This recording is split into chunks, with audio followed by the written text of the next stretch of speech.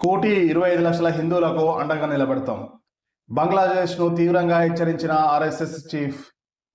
బంగ్లాదేశ్లో హిందువులు ఎదుర్కొంటున్న పరిస్థితిపై రాష్ట్రీయ స్వయం సేవక్ సంఘ్ చీఫ్ మోహన్ భగవత్ గట్టి సంకేతాలు ఇచ్చారు.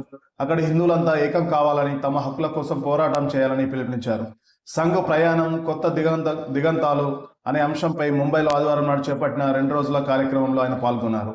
బంగ్లా మాజీ ప్రధాని షేక్ హసీనా దేశాన్ని విడిచిపెట్టడంతో అక్కడి హిందువులపై జరుగుతున్న అమానుష దాడులు, హత్యాకాండాలపై ఆయన మాట్లాడారు. బంగ్లాదేశ్లో హిందువులు గణనీయంగా ఉన్న విషయాన్ని గుర్తుంచుకోవాలని, అక్కడ ఉంటున్న 1,25,00,000 మంది హిందువులు సమిష్టిగా బలంతో రాజకీయ వ్యవస్థను సమర్థవంతంగా ఉపయోగించుకోవాలని, వ్యక్తిగత భద్రత సంక్షేమానికి డోకా లేకుండా చూసుకోవాలని సూచించారు. ఇప్పటికి కూడా 1,25,00,000 హిందువులు అక్కడ ఉన్నారు. వాళ్ళు తమ భద్రతా ప్రయోజనాలను కాపాడుకోవాలంటే ఐక్యంగా ఉండాలి. ఈసారి ఎట్టి పరిస్థితుల్లో పారిపోయేది లేదని, బలంగా నిలబడి పోరాడతామని నిశ్చయించుకోవడం మంచి పరిణామం. ఇప్పుడు పోరాడదలిస్తే సమిష్టి పోరాటం అనివార్యం. వాళ్ళు ఎంత త్వరగా ఏకమైతే అంత మంచిదని మోహన్ భగవత్ సూచించారు. హిందువులు ప్రస్తుతం తమకున్న బలంతో తమ పరిస్థితులను మెరుగుపరుచుకోవచ్చు. ఇది సాధించే విషయంలో ఇక్కడుంటున్న మనం, ప్రపంచ దేశాల్లో ఉంటున్న హిందువులు తనకున్న పరిధులకు లోబడి వారికి చేయాల్సిందంతా చేయాలి.